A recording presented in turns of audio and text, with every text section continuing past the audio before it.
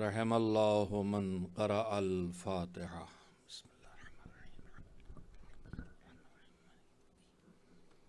ایاک نعبد و ایاک نستعین اهدنا الصراط المستقیم صراط الذین انعمت علیہم غیر المغضوب علیہم ولا الضالین۔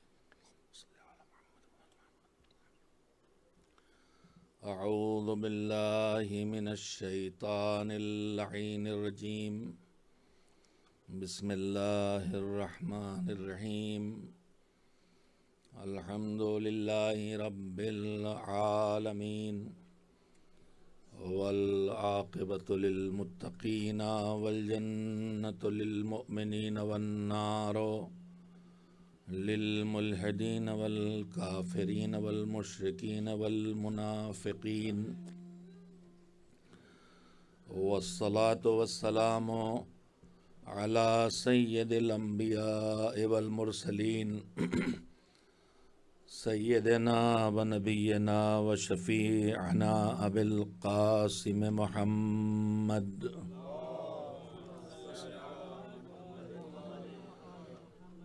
و آلہ الطیبین الطاہرین المعصومین المظلومین واللعنة الدائمة الباقية على أعدائهم أجمعين من الآن إلى يوم الدين.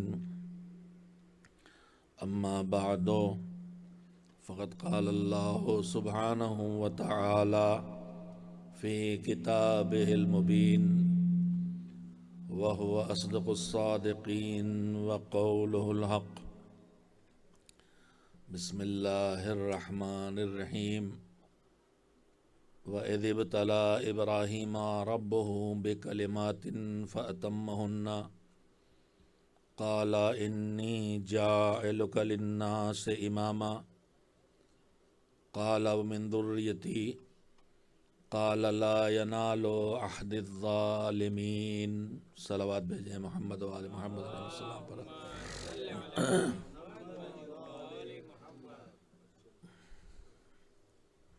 سلسلہ ہدایت و راہبری اور امامت جن مرحلوں سے گزرا ہے اور وفات و شہادت پیغمبر اکرم حضرت محمد مصطفیٰ صلی اللہ علیہ وآلہ وسلم کے بعد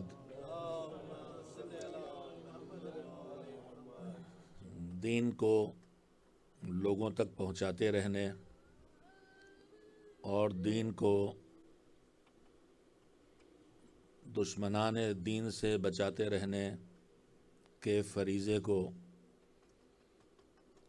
امامت نے زمانے کے بدلے ہوئے حالات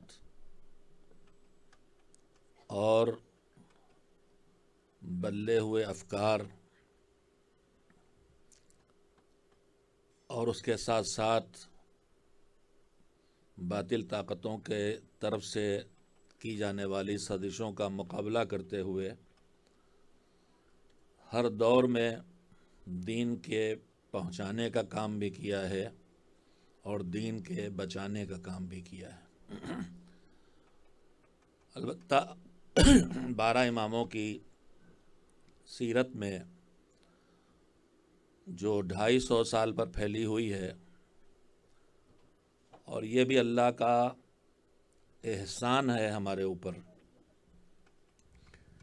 کہ اسے معلوم ہے کہ یہ کچھ نہیں جانتے ہیں، لہذا نہ جاننے والوں کو بتانے کے لیے اس نے اپنے صحیفے اور کتابیں بھیجیں، اور اس کے بعد اسے معلوم ہے کہ یہ تنہا ان کتابوں سے نہ سمجھ سکتے ہیں نہ سیکھ سکتے ہیں، اور سمجھ بھی لیں تو اس پر عمل کرنے کی طاقت ان میں نہیں آ سکتی ہے، اور عمل کی طاقت بھی آ جائے تو سلیقہ نہیں آ سکتا۔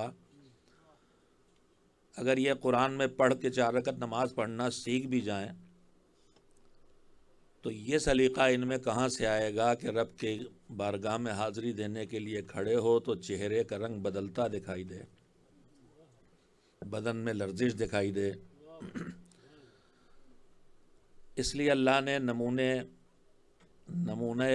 حیات بنا کے بھیج دیا پیغمبر خدا حضرت محمد مصطفیٰ صلی اللہ علیہ وآلہ وسلم کو۔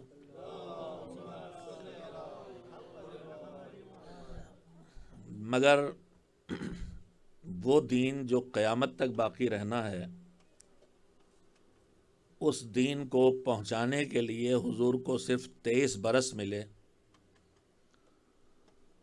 یہ اور بات ہے کہ حضور نے 23 برسوں میں جن حالات سے تبلیغ دین کا آغاز کیا تھا وہاں سے نکال کے کہاں تک پہنچایا، دونوں طرف قرآن مجید اشارہ کرتا ہے۔ سورہ جمعہ میں حضور کی بعثت کے تذکرے کے فوراً بعد ارشاد ہوتا ہے وَإِن كَانُوا مِن قَبْلُ لَفِي ضَلَالٍ مُبِينٍ، پہلے سے وہ لوگ کھلی ہوئی گمراہی میں پڑے تھے۔ یہاں سے تبلیغ دین کا آغاز حضور نے کیا ہے، لیکن 23 برسوں میں مکے کے 13 برس اور مدینے کے 10 برسوں میں دین پہنچا کے آخری حج کر کے غدیر کے میدان میں رک کے آگے بڑھ جانے والوں کو پیچھے بلا کے پیچھے رہ جانے والوں کا انتظار کر کے سب کو ایک نقطۂ اعتدال پہ روک کے کجاویوں کا منبر بنا کے علی کو ہاتھوں پہ اٹھا کے یہ اعلان کر کے کہ من کنت مولا ہو فہذا مولا، جس کا میں مولا ہوں اس کے یہ علی مولا ہیں، دین کو ان اونچائیوں پہ پہنچا دیا کہ اللہ نے آواز دی رضیت لکم الاسلام دینا۔ کھلی گمراہی سے جن کا کام شروع کیا تھا انہیں وہاں تک پہنچا دیا ہے کہ اللہ کہہ رہا ہے آج تمہارے دین سے ہم راضی ہو گئے۔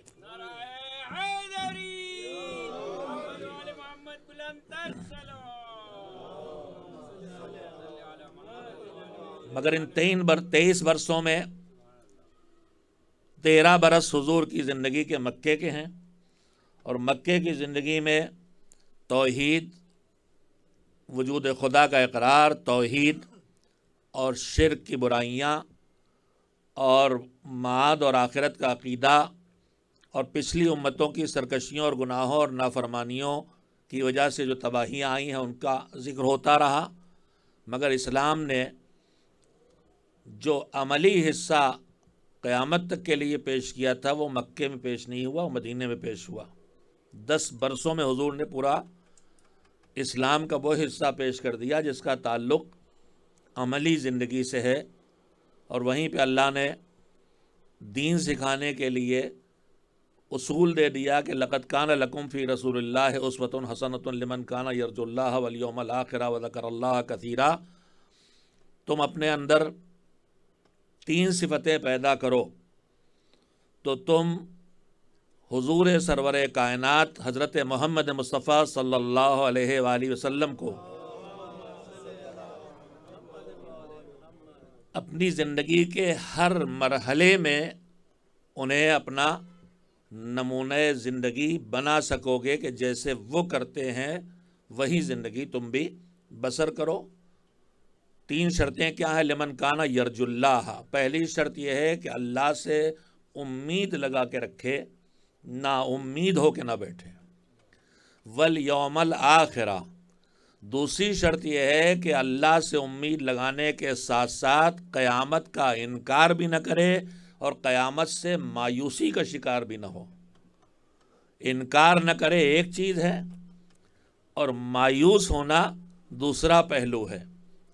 اس وقت میرا موضوع نہیں، اس لیے میں جملے وضاحت نہیں عرض کر سکوں گا، میں صرف ایک نتیجے تک گفتگو کے آغاز میں امامت کا تذکرہ چونکہ اس لیے وہاں تک آپ کے ذہنوں کو لانا چاہتا ہوں۔ اور تیسری شرط کیا ہے کہ ہم سب ان کی زندگی کو اپنے لیے نمونہ عمل بنائیں۔ مگر 3 شرطیں ہیں، پہلی شرط اللہ سے امید، دوسری شرط آخرت کی امید، اور تیسری شرط یہ ہے کہ اللہ کو زیادہ یاد کرنا اور یاد رکھنا۔ جو یہ 3 شرطیں پوری کر سکے گا وہی ان کے زندگی سے سبق سیکھ سکے گا۔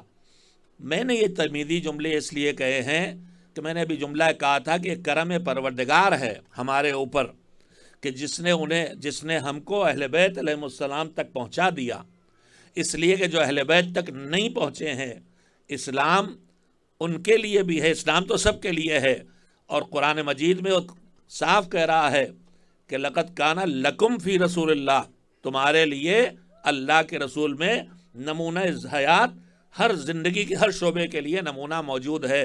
تب ہر مسلمان کی ذمہ داری ہے کہ پیغمبر سے دین کو سیکھے، کیسے وہ کرتے ہیں اسے دیکھے، اسے اپنائے اور اپنی پچھلی عادتیں بدلے، اور پیغمبر جو عادتیں ڈال رہے ہیں، جو طریقہ حیات سکھا رہے ہیں، جو اعمال زندگی بتا رہے ہیں، اس کے مطابق عمل کرے۔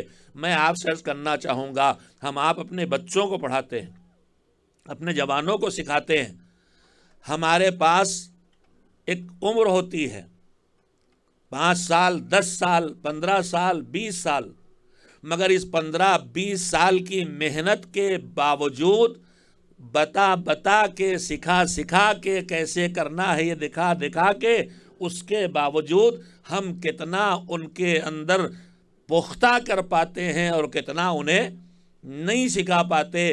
ہم نے وضو سکھایا پھر بھی غلطیاں ہو رہی ہیں، ہم نے نماز سکھائی پھر بھی غلطیاں ہو رہی ہیں، ہم سب یہ دیکھا کرتے ہیں۔ تو میرے عزیزو، اگر کوئی جو ہر وقت کسی کے ساتھ ہے، وہ بھی 10-20 سال، چاہے اپنی اولاد ہی کیوں نہ ہو، اسے پوری طرح سے سکھائے اور یہ پوری طرح سے سیکھے، تب بھی اتنی پختگی اس میں نہیں آتی ہے کہ پھر اس میں کوئی کمی نہ رہ جائے، کوئی غلطی نہ رہ جائے۔ تو جو پوری امت کو سیکھنا تھا، اور صرف 10 سال نبی کی زندگی تھے، مدینے کی زندگی تھے، اس میں امت سیکھ کے کتنا سیکھ پاتی، نتیجہ یہ ہوتا کہ اسلام تھوڑے دنوں میں بالکل غائب ہو گیا ہوتا، لیکن پروردگار عالم نے رسالت کے خاتمے پر اہل بیت محمد کو امامت کی ذمہ داریاں دے کے رسالت کو 250 سال پر پھیلا دیا، اور ان کے کردار کو وہی ضمانت دے دی آیت تطہیر کے ذریعے جو پیغمبر کے کردار کی ضمانت تھی۔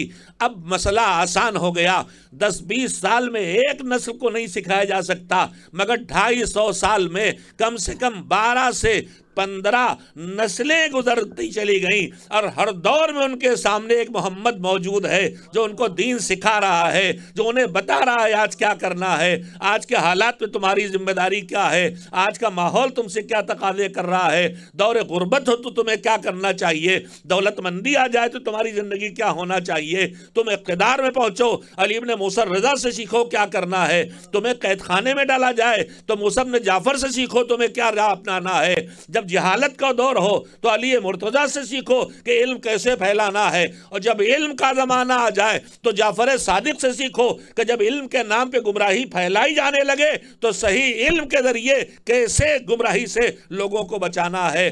تو جو کام 10 سال میں نہیں ہو سکتا تھا، وہ 250 برسوں میں پھیلا کے امام کو ہمارے لیے نمونہ حیات قرار دے دیا۔ بزرگوں سے جو جملہ آپ کے سامنے دہرا رہا ہوں، اسی کا نتیجہ ہے کہ ایک ہی رسول کے ماننے والوں کے مصلی 4 ہیں، مگر 12 اماموں کے ماننے والے کا مصلی 1 ہے۔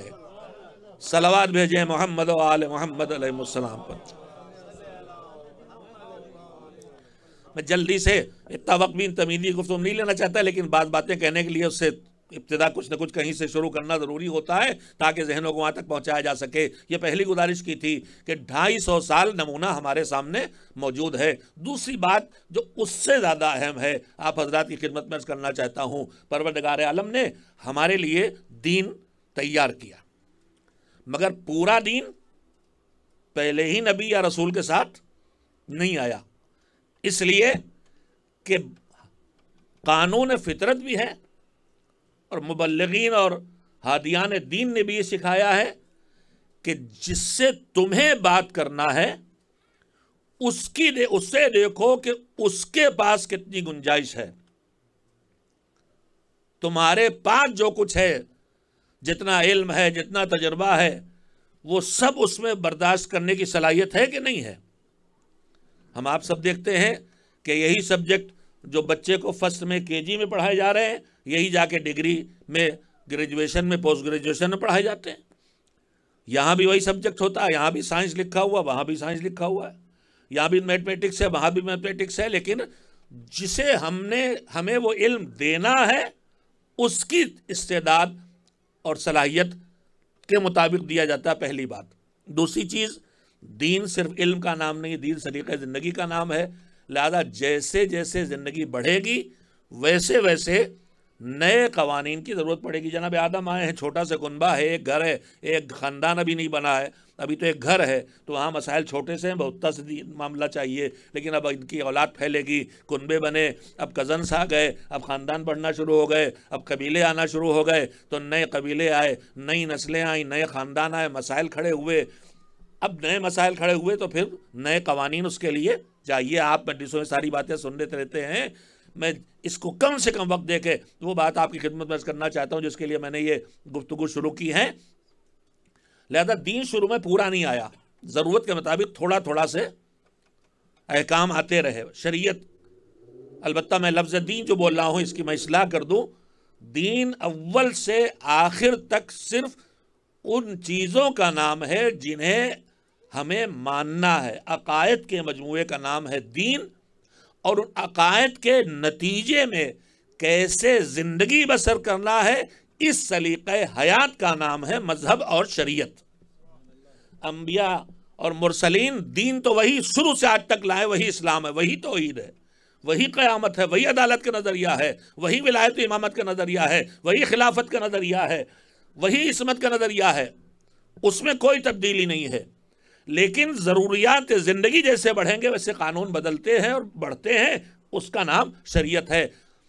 جناب آدم کے دور میں مختصر سی زندگی تھی، لہذا پورے ایک پیکج کی ضرورت بھی نہیں تھی، کچھ معمولی سے احکام آ گئے اور انسان آگے بڑھا۔ لیکن جناب نوح کے آتے آتے اب آبادی اتنی بڑھ گئی ہے کہ پہلی مرتبہ شریعت آئی۔ اچھا، قرآن کریم نے جہاں شریعت بھیجی ہے، اللہ نے جہاں شریعت بھیجی، وہیں قرآن کریم میں اس بات کا مسلسل تذکرہ ہے کہ انبیاء مرسلین بھی بھیجتا رہا ہے وہ، اور کتابیں اور صحیفے بھی بھیجتا رہا ہے۔ صحیفے جو کتاب کی بھر نہیں ہے لیکن ان میں پیغام خدا ہے، وہ بھی آتے رہے۔ تو میں آپ سے پہلی گزارش یہاں پہ توجہ حاصل کرنا چاہتا ہوں، جناب نوح شریعت لے کے آئے، جناب نوح کے ساتھ صحیفے آئے، نظام دین آیا، مذہب آیا، کیا کرنا ہے بتایا۔ مگر اب نوح کے بعد زمانہ گزرتے گزرتے پھر انسانیت پھیلی، پھر نئے مسائل کھڑے ہوئے، پھر ضرورت پڑی، تو اب جناب نوح کے بعد جناب ابراہیم آ گئے۔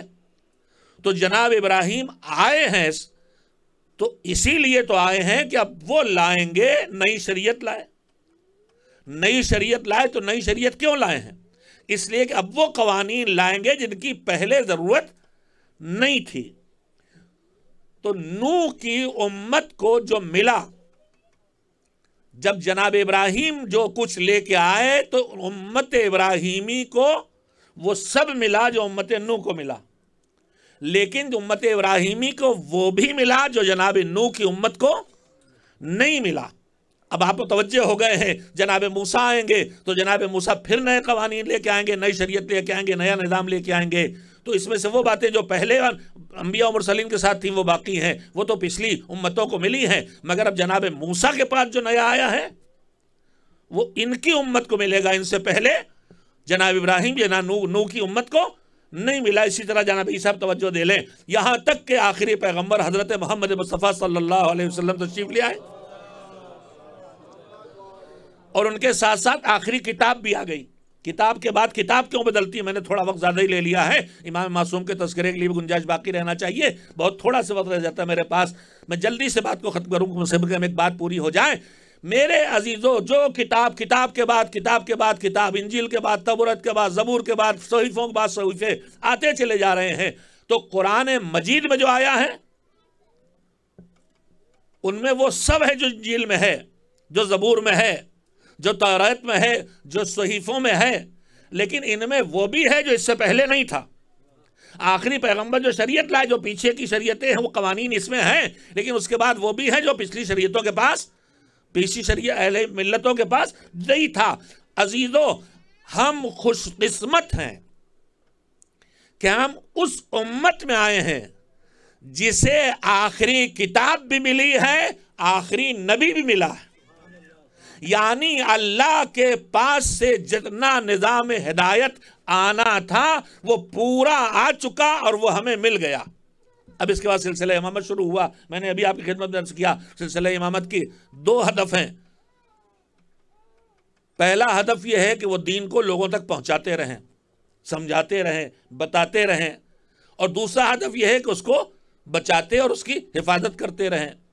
اور یہ 250 سال میں سلسلہ امامت کی ذمہ داری ہے کہ بدلے ہوئے حالات میں بھی، چاہے حالات کتنے ہی کیسے نہ ہو جائیں، دین کی راہ پر کیسے باقی رہا جاتا ہے یہ وہ سکھاتے رہیں.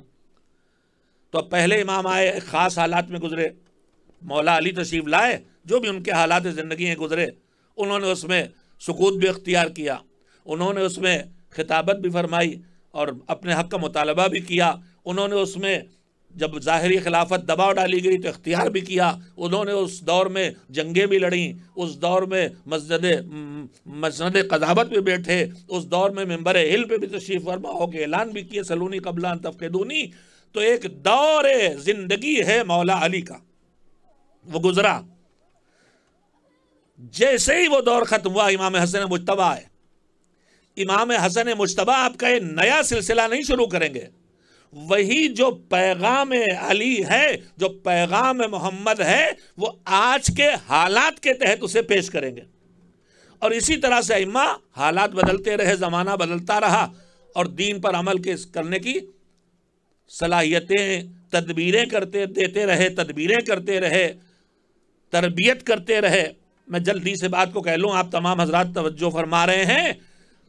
اب یہ بتائیے کہ جو آدمی چھٹے امام کے دور میں گزرا، اس نے دین تو پورا پایا، کتاب بھی مکمل ہے، مگر اس دین کی تشریح و تفسیر اور اس دین کو کن حالات میں کیسے عمل میں لانا ہے، یہ اتنا ہی تو پائے گا جتنا چھٹے امام کے دور تک بتایا گیا ہے. چھٹے امام کے دور تک جتنا بتایا گیا ویسے مل گیا.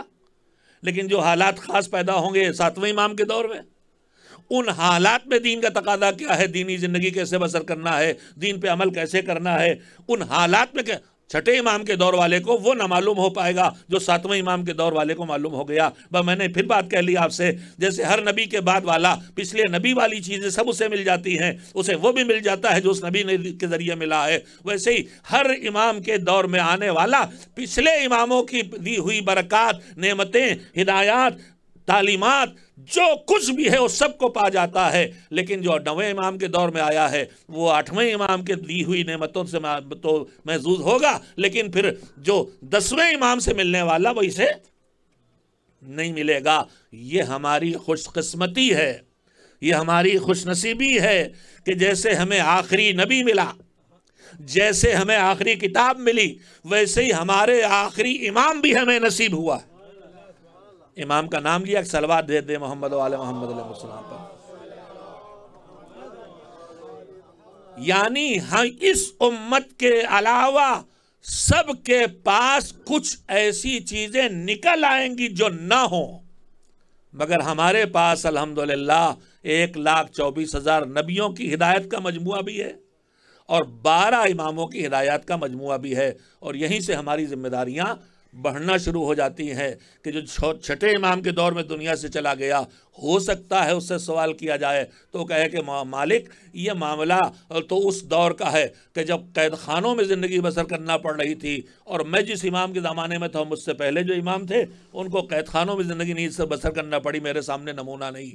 لیکن ہم آپ یہ عذر نہیں کر سکتے. اللہ کرے کہ میں نے اتنا وقت آپ کا لیا جس بات کو کہنے کے لیے. یعنی ہمارے پاس مکمل دین بھی ہے اور مکمل اس کی تشریح و تفسیر کرنے والے معصومین کے ہدایات بھی ہیں. لہذا ہماری ذمہ داریاں بڑھ جاتی ہیں کہ ہم اس دین کو پوری طرح سے اپنائیں بھی اور اس دین پر عمل کر کے اگلی نسلوں تک پہنچائیں بھی. میں زیادہ تفصیل میں بات کر گیا، نتیجے میں وقت ختم ہو گیا.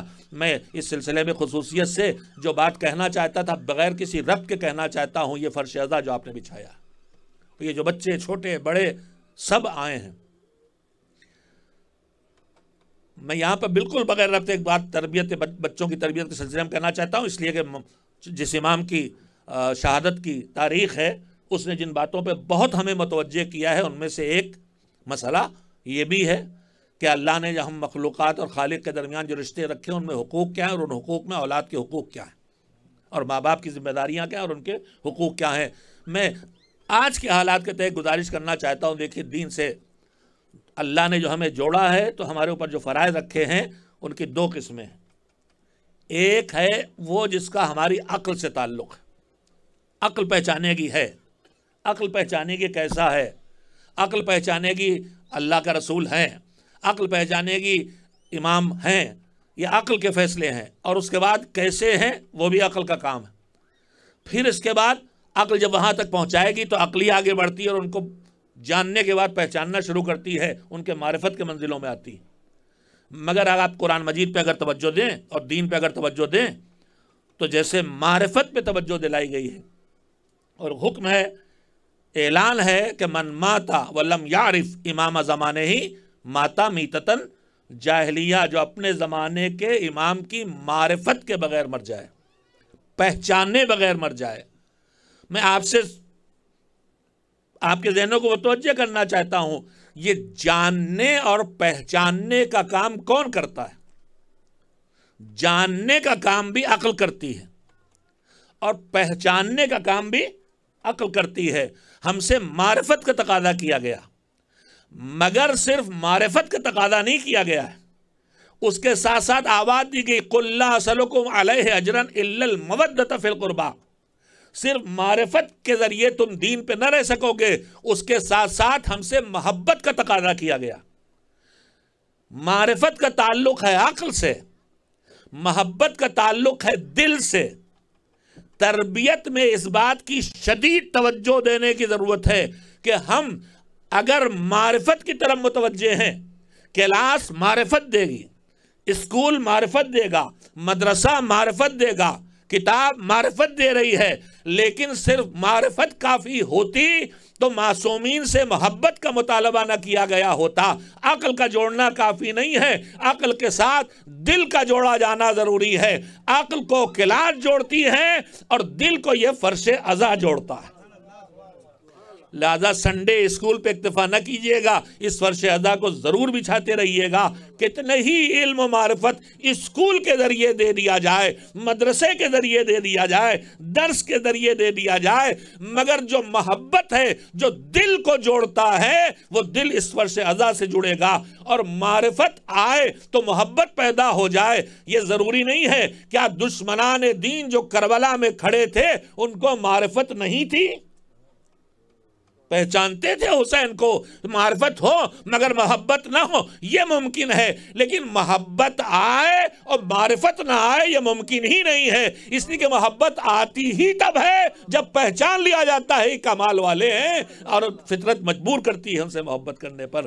صلوات بھیجیں محمد و آل محمد علیہ السلام پر۔ شاید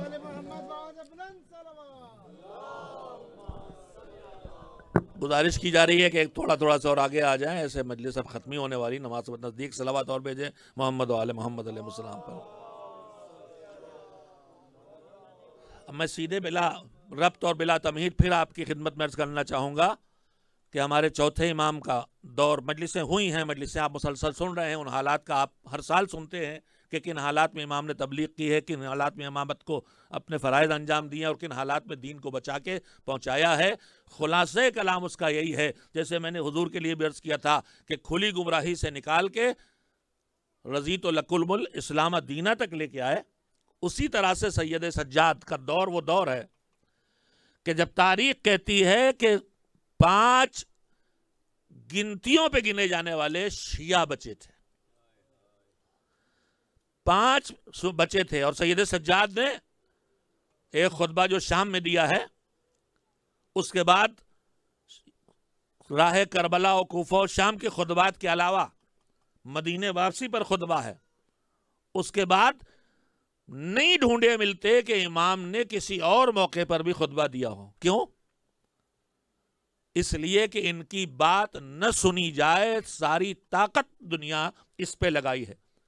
اور جو راہ کوفہ و شام میں بھی خطبہ دیا ہے، وہ مجمع ان کو سننے نہیں آیا تھا، انہوں نے سنا دیا، ان کو سننے نہیں آیا تھا۔ اور انہوں نے سنا دیا اور اتنا سنایا کہ وہ وہیں سے معرفت حاصل کر کے بھی گئے ہیں.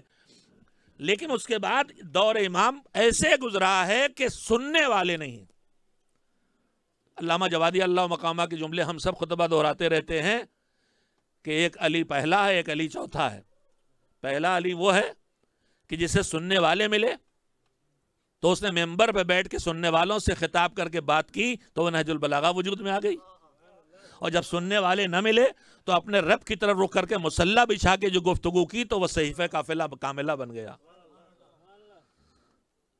اور صحیفہ کاملہ کے لیے ابھی میں نے جملہ پڑھا ہے امام خمینی رحمت اللہ علیہ کا کہ انہوں نے فرمایا کہ ایک قرآن ہے جو ادھر سے ادھر نازل ہوتا ہے، وہ بھی گفتگو ہے، اللہ کی بندے سے گفتگو ہے، اور یہ گفتگو بندے کی اللہ سے ہے. اس کے لیے انہوں نے لفظ استعمال کیا قرآن صاعد.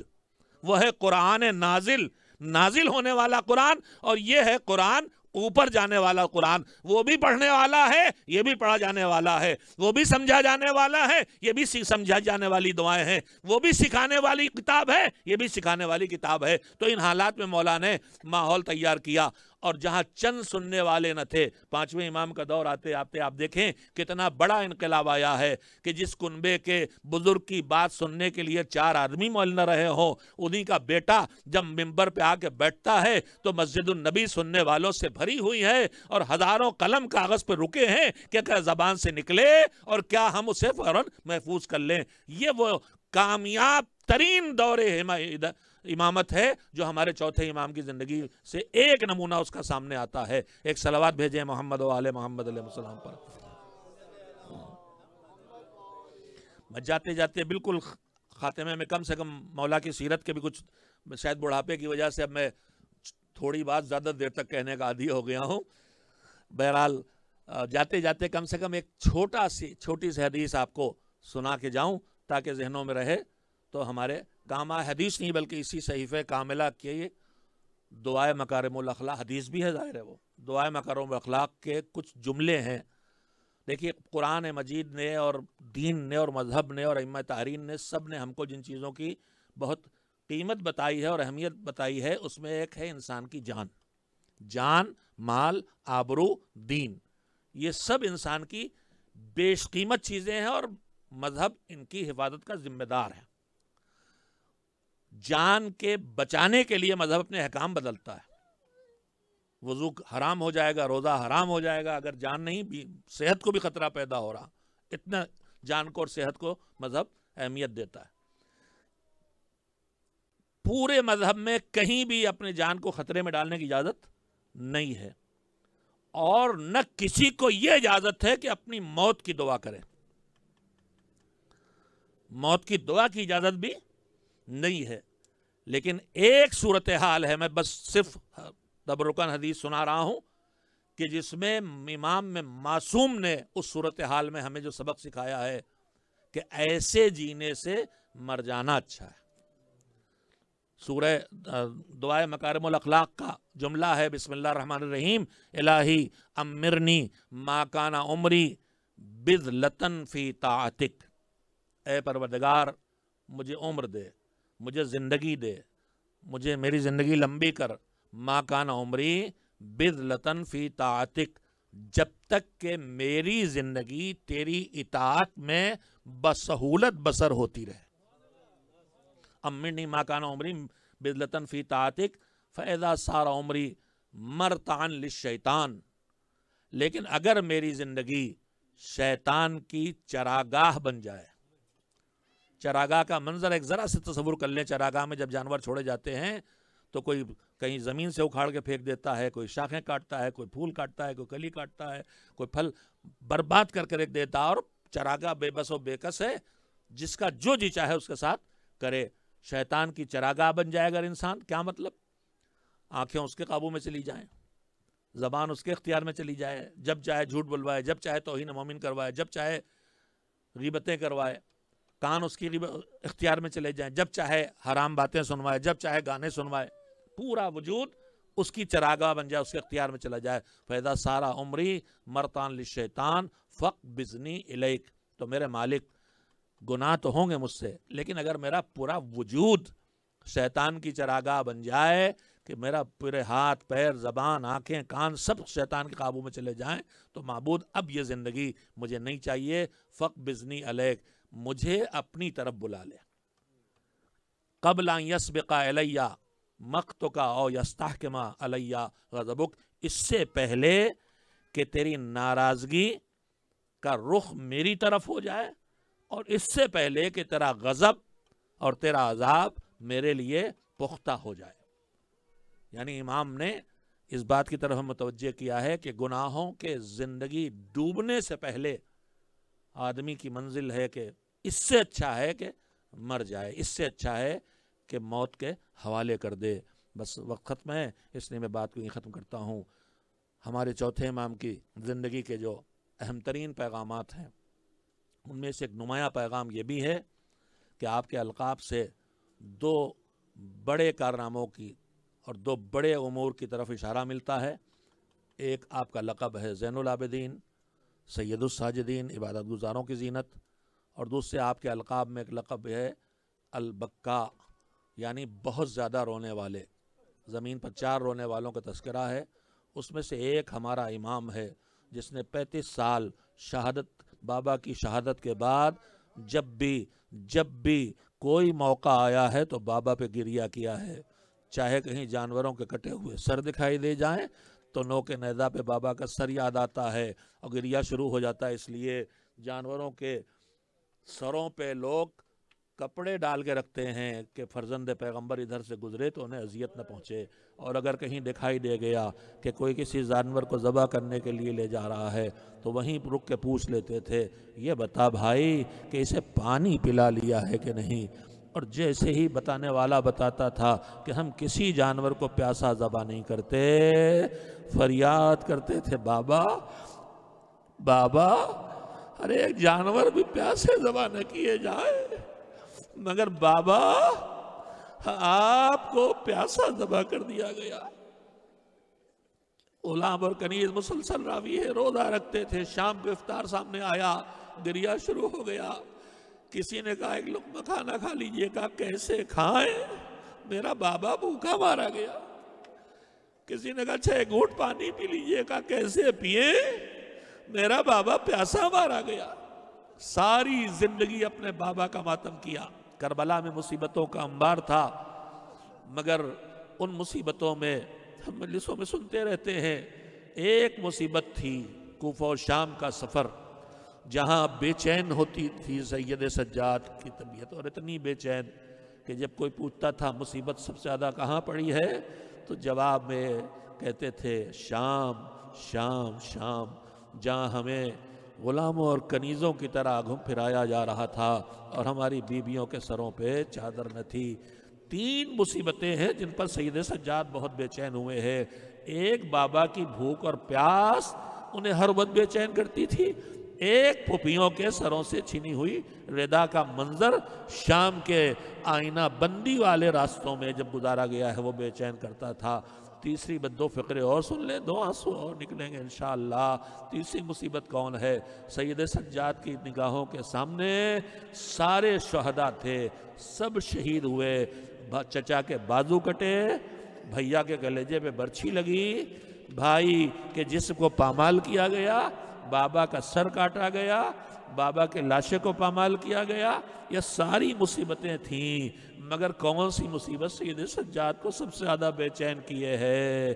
مختار کی حکومت قائم ہوئی، جناب منہال حج کرنے آئے، حج کر کے مدینے آئے امام سے ملنے۔ امام نے پوچھا کوفے سے چلے حالات کیا تھے؟ کہا مختار کی حکومت قائم ہو چکی تھی اور وہ ایک ایک قاتل حسین سے بدلہ لے رہے تھے، ایک ایک کربلا کے ظالم سے بدلہ لے رہے تھے۔ سید سجاد نے خبر سنی تو یہ نہ پوچھا کہ میرے بابا کے سوکھے گلے پر خنجر چلانے والا شمر زندہ ہے کہ نہیں، یہ نہ پوچھا کہ میرے چچا کے بازو کاٹنے والا ظالم سزا پا گیا کہ نہیں، یہ بھی نہ پوچھا کہ میرے بھیا کے گلے پہ بھیا کے کلیجے پہ برچھی مارنے والا ظالم ہے کہ مارا گیا۔ آواز دی، یہ بتاؤ منہال ہرملا کیا اب بھی زندہ ہے؟ منہال نے کہا آقا اس وقت تک کربلا زندہ تھا، ہاتھوں کو اٹھا کے بددعا کی، معبود اس ظالم کو جس نے میرے ننھے بھیا کے گلے کو ویسے چھیدا جیسے اونٹوں کو نہر کیا جاتا ہے، گلا چھوٹا تھا، 3 پھلوں کا تیر بڑا تھا، باپ کے گود میں بچہ ذبح ہو گیا، دعا کی معبود اسے جہنم سے پہلے سے ہی دنیا میں آگ اور لوہے کی سزا دے دے۔ وَسَيَعْلَمُ الَّذِينَ ظَلَمُوا أَيَّ مُنْقَلَبٍ يَنْقَلِبُونَ أَلَا لَعْنَةُ اللَّهِ عَلَى الْقَوْمِ الظَّالِمِينَ۔ ماتم حسین۔ یا حسین، یا حسین، شیعہ جنازہ اٹھتا ہے۔